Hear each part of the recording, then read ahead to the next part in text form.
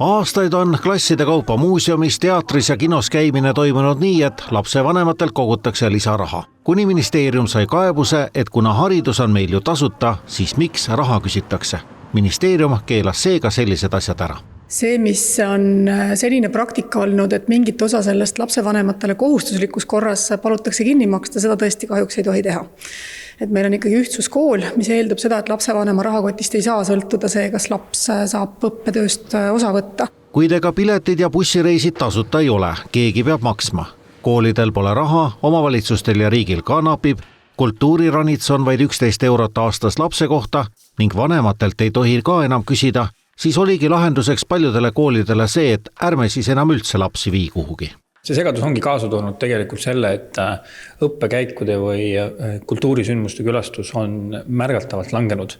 Ja tegelikult, kui me mõtleme, miks üldse oluline ongi see, et ühe noore inimese kasvamise ja õppimise kontekstis kultuurisündmuste külaskäik on tegelikult sama oluline kui klassiruumis õpitu.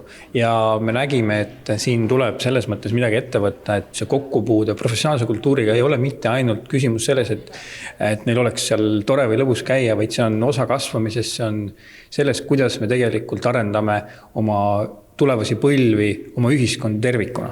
Teemat arutas mitmel korral Riigikogu kultuurikomisjon. See on minu meelest kooli korraldada, kuidas siis nendeks õppekäikudeks raha kogutakse nii, et kõik õpilased saaksid nendest osa. Kas seda tehakse klassi raha kogudes või siis panustab sinna kool oma vahenditest, kohalik omavalitsus, see on juba kokkuleppe küsimus. Aga oluline on see, et kõik õpilased saaksid õppekäikudest osa ja et keegi ei peaks jääma sellest ilma seetõttu, et tema vanemad on otsustanud, et neil ei ole võimalik selle õppekäigu eest tasuda. Täna hommikuse kultuuritegelaste kokkusaamise tulemusel lubas Haridus- ja Teadusministeerium teha selge juhise, mis on lubatud ja mis ei ole lubatud, et koolijuhtidel oleks selgus, kas, kuidas ja mille jaoks tohib raha koguda. Kui teatrisse minek on õppekava väline tegevus, mida klassis korraldatakse, siis on see, et lastevanemate kaasrahastust on õigus küsida ja lapsevanem peaks siis seda rahastama.